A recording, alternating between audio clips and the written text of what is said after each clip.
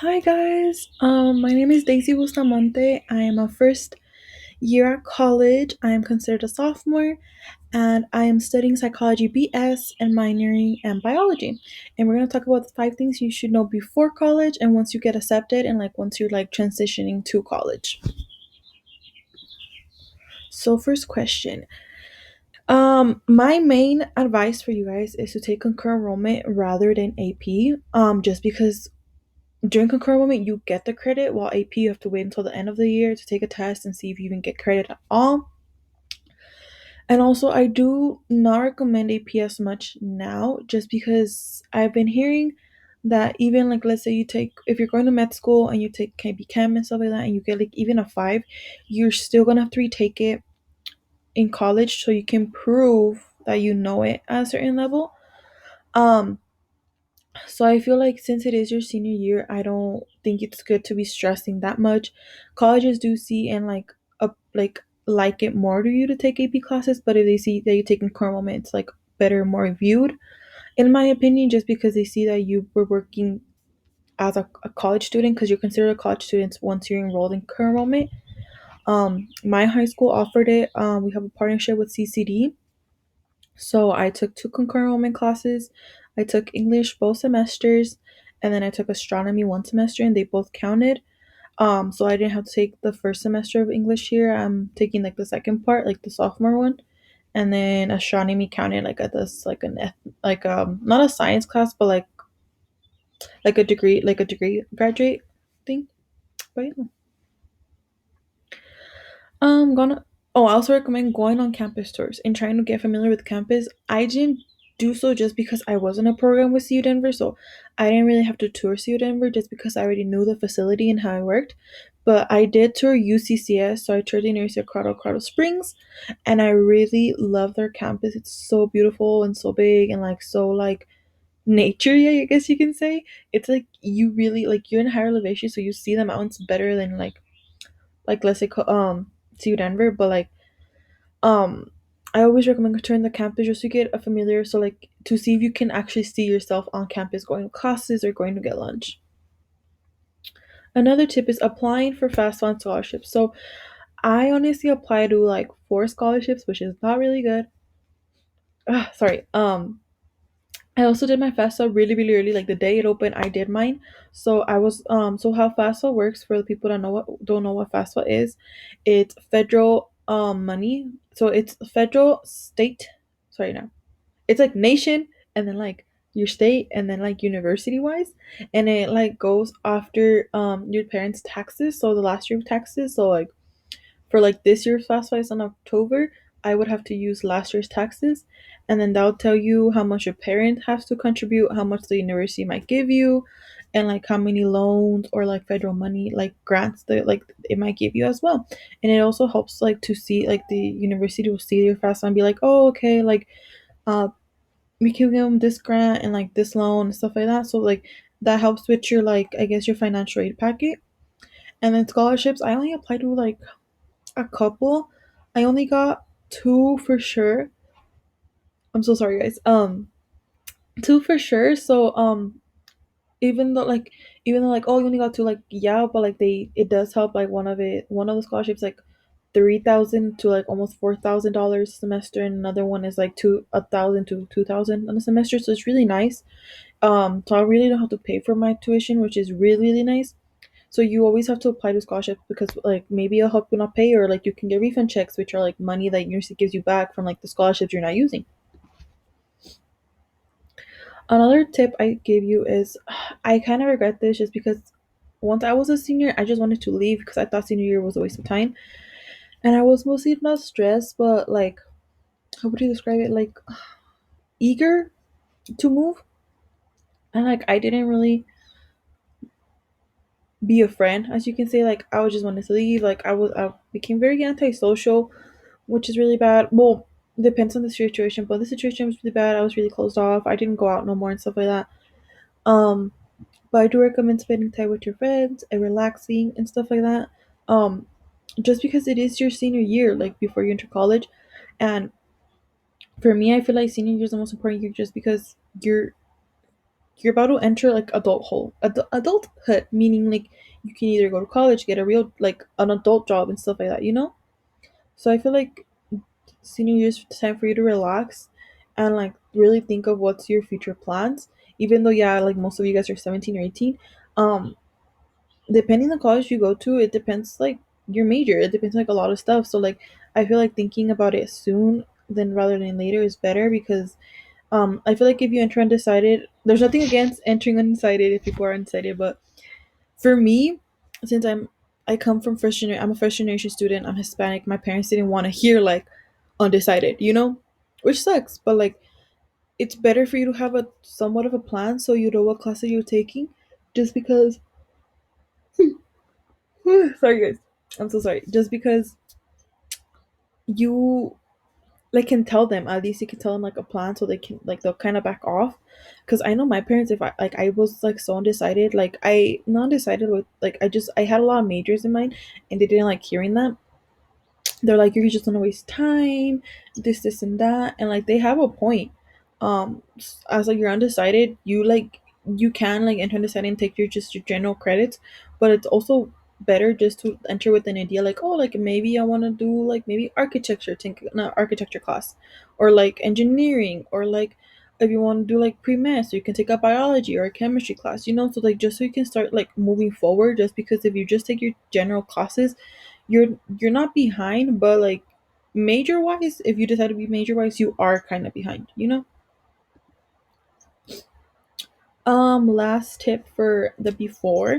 I do recommend you guys to be very proud because not a lot of people can say they have graduated high school and they're going to college. A lot of people don't have the opportunity, a lot of people don't want to do it.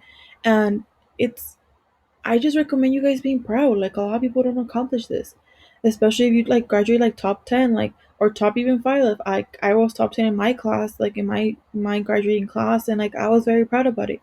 Don't be afraid. Like if you have like if like you get a lot of tassels, wear them. Like show them off. Explain like to people what they are, because a lot of parents don't know that. Like my parents didn't graduate high school, and like my mom barely like wasn't enter like freshman year, you know, and like I was able to like give them to that. Like I graduate high school and I'm going to college and I'm like I'm gonna graduate college and I'm gonna go to nursing school or I'm gonna go to like either my get my doctorate in psychology, you know?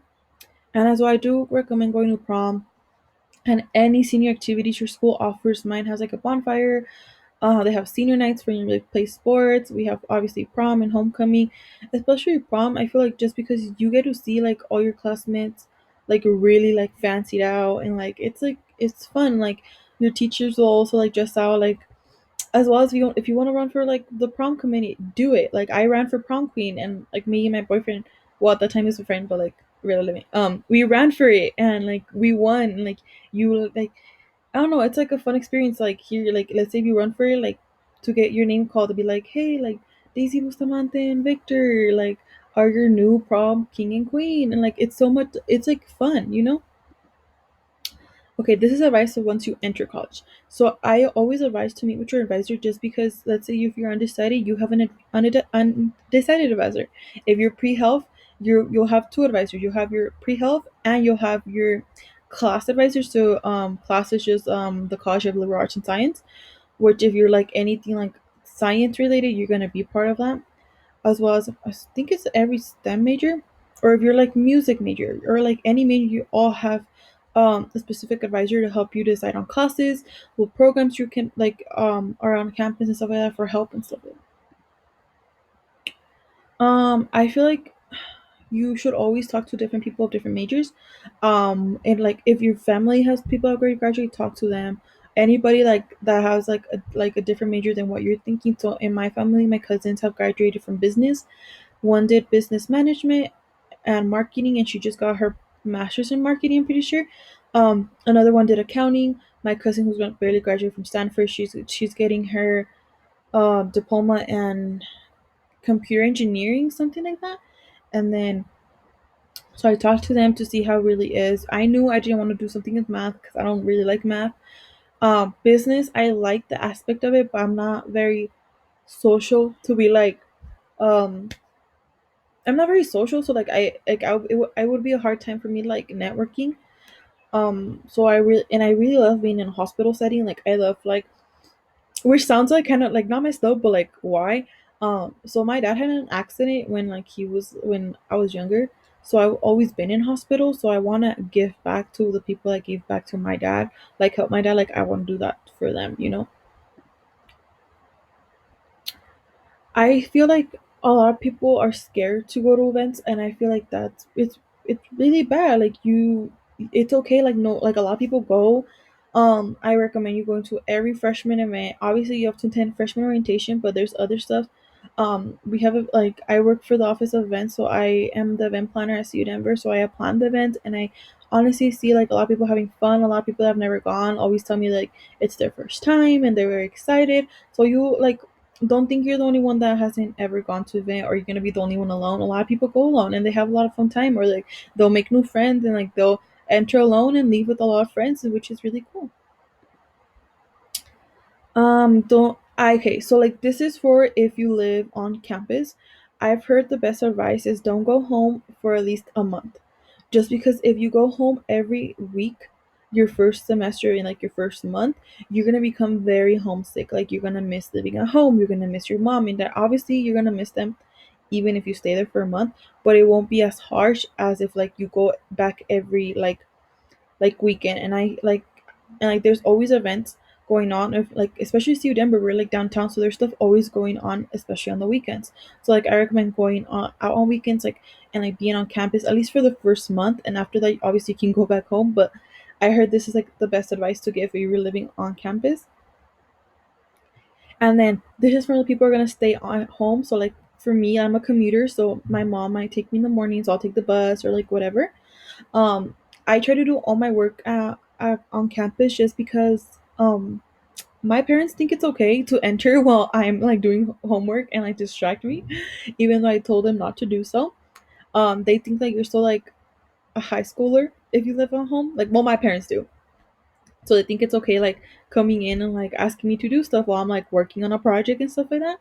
So I do recommend doing your homework or any type of work at home or studying off home, like going on campus. We have the library. There's a lot of study areas on campus. To like, it's better to like distract you. Also, like being in a like academic setting than just being home, because I personally study better when I'm on my bed, which is weird. Um, but I have found when I'm doing projects, it's better for me to be on campus.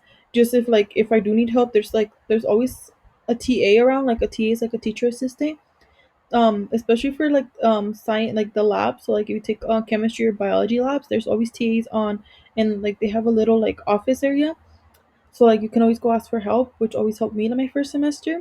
So I don't like if I would have like because I like a little story, like when I took chemistry lab, I did really bad on my lab report because I thought it was like a high school lab report, which it was not. So the second lab report, I actually went to go get help, and I got a way better score.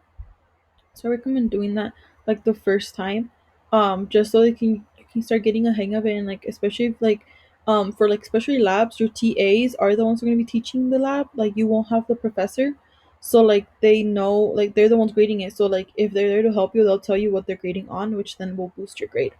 But yeah, so those are my little tips I have learned throughout my before and during my college experience. If you have any more questions, please feel to reach out. I'm always available. If not, then I'll see you around campus. Bye.